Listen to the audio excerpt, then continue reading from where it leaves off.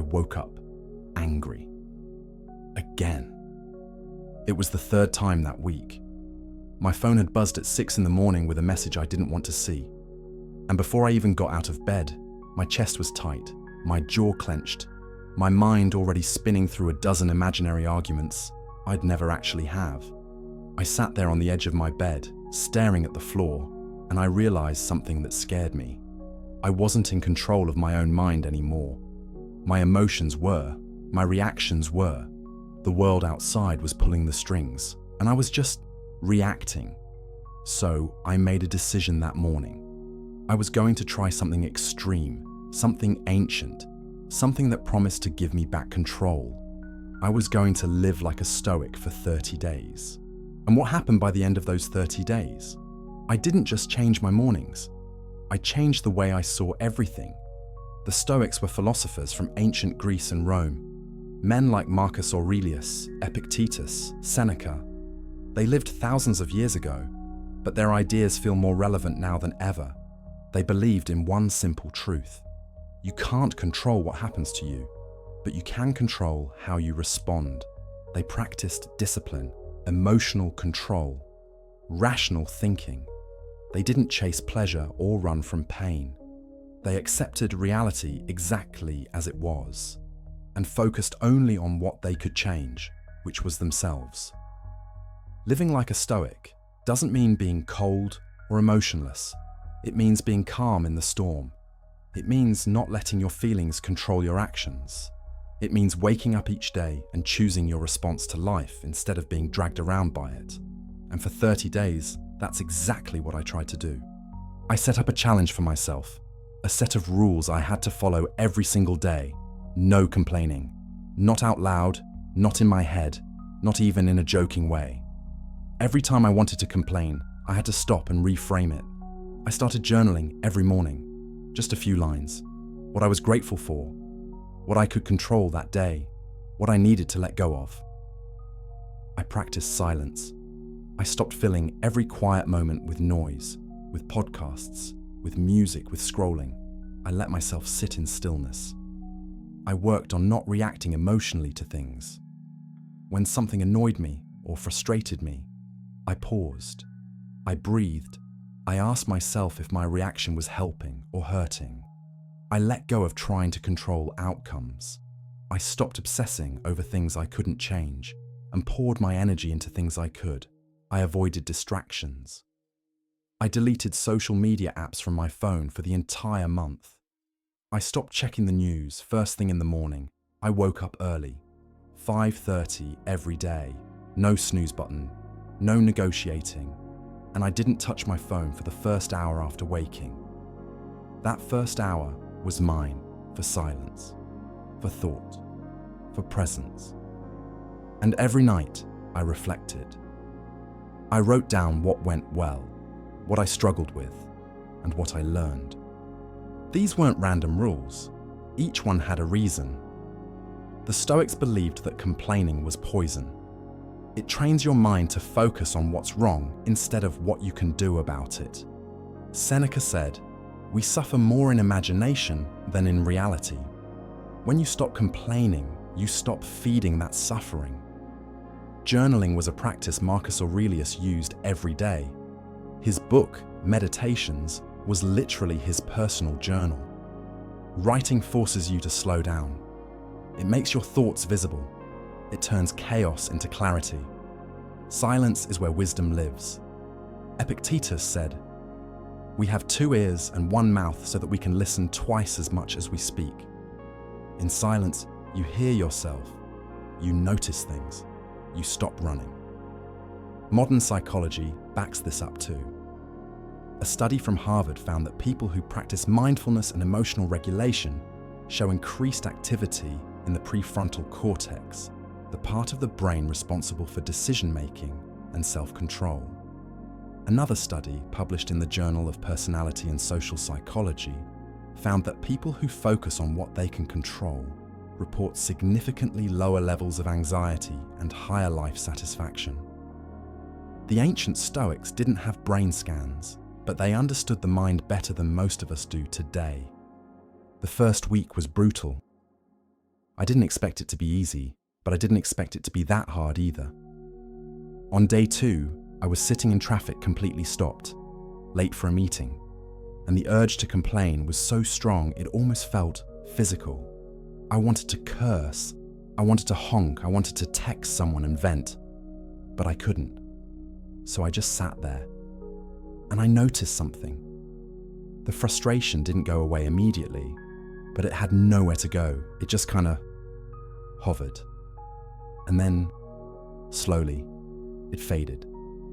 I realized I'd been feeding my frustration my whole life by expressing it, by complaining about it, and without that fuel, it just died on its own.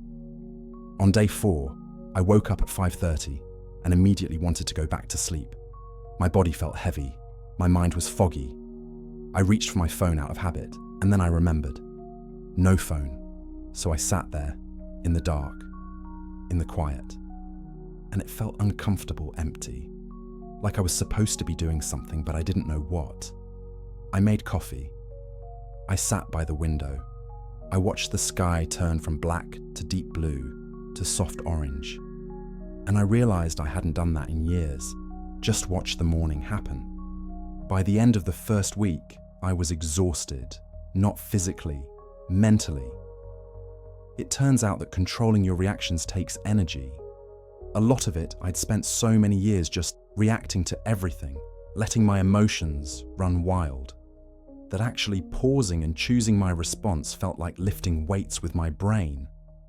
But something else was happening too. I was starting to notice patterns.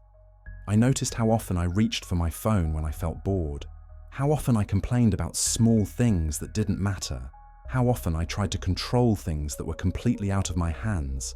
I was becoming aware, and awareness, I was learning, was the first step. The second week was where things started to shift. I was still waking up early, still journaling, still practicing silence, but it was getting easier. My mind was quieter. I wasn't fighting the process anymore. I was starting to trust it. On day 10, something small but significant happened. Someone cut me off in traffic. Normally, I would have been furious. I would have honked, maybe yelled, definitely stewed about it for the next 20 minutes. But this time I just let it go.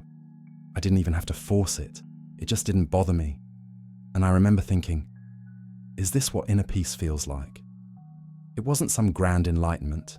It was just the absence of unnecessary suffering. Marcus Aurelius wrote, "You have power over your mind, not outside events. Realize this, and you will find strength." I was starting to realize it. I also noticed I had more time, without social media, without constant distractions, without filling every silence with noise. My days felt longer, richer. I read more, I thought more, I noticed more. I'd walk outside and actually see the trees, the light, the way the air felt on my skin. It sounds simple, but it felt profound. I'd been living my life on autopilot for so long that I forgot what it felt like to actually be present. And here's the thing, presence isn't something you achieve. It's something you return to, over and over again. The Stoics knew this. They didn't aim for perfection, they aimed for practice. If you're finding value in this so far, I'd really appreciate it if you left a like. It helps more people discover this kind of content, and it lets me know this resonates with you. By the middle of the challenge, around day 15, I started to feel different, calmer, more grounded, less reactive. I wasn't perfect. I still had moments where I slipped, where I complained in my head, or got frustrated or reached for my phone without thinking. But those moments were becoming less frequent. And more importantly, I was catching them faster. I'd notice the impulse, pause, and choose differently. That's what Stoicism teaches. Not that you'll never feel anger or frustration or fear, but that you don't have to be controlled by them. Epictetus said, "It's not what happens to you, but how you react to it that matters." I was learning to react differently, and it was changing everything. One morning I was journaling, and I wrote something that surprised me. I wrote, "I feel more alive now than I did 3 weeks ago." And it was true. By removing distractions, by practicing stillness, by letting go of control, I wasn't numbing myself. I was waking myself up. I was feeling more, not less, but I was feeling it consciously, intentionally. Not as a victim of my emotions, but as someone who could hold them, observe them, and choose what to do with them. The last 10 days of the challenge were the most transformative. By day 20, I wasn't just following the rules anymore. I was embodying them. Waking up early wasn't a struggle. It was a gift. That first hour of silence wasn't uncomfortable. It was sacred. Journaling wasn't a chore. It was a conversation with myself. I started to notice a kind of stillness inside me that I'd never felt before. Not emptiness, stillness, like a lake with no ripples. Thoughts would come, emotions would rise, but they didn't disturb the surface. They just passed through. Seneca wrote, "The whole future lies in uncertainty. Live immediately." I was finally understanding what that meant. I wasn't worrying about tomorrow. I wasn't replaying yesterday. I was just here, fully, completely. On day 25, I had a moment that I'll never forget. I was sitting outside in the early morning, drinking coffee, watching the light come through the trees, and I felt this overwhelming sense of gratitude, not for anything specific, just for being alive, for being present, for having the ability to choose how I experience this life. It wasn't dramatic. There were no fireworks, just a quiet, deep knowing that I was exactly where I needed to be, and that no matter what happened next, I'd be okay, because I had control over the one thing that mattered, my mind. If you've been enjoying this journey with me, and you want to see more content like this, I'd love it if you subscribed. I'm creating videos that explore philosophy, psychology, and personal growth in ways that are practical and real. Your support means everything. By day 30, I was a different person, not in an obvious external way. I didn't look different. My life circumstances hadn't changed. But internally, everything had shifted. I was calmer, more patient, more present. I didn't get swept away by my emotions anymore. I didn't waste energy on things I couldn't control. I didn't fill every moment with noise and distraction. I'd learned to sit with myself, to be with myself. And that, I realized, was the whole point. The Stoics didn't practice philosophy to impress anyone. They practiced it to live better, to suffer less, to be free. And for 30 days, I got a taste of that freedom. Looking back, the most surprising thing wasn't how hard it was how simple it was.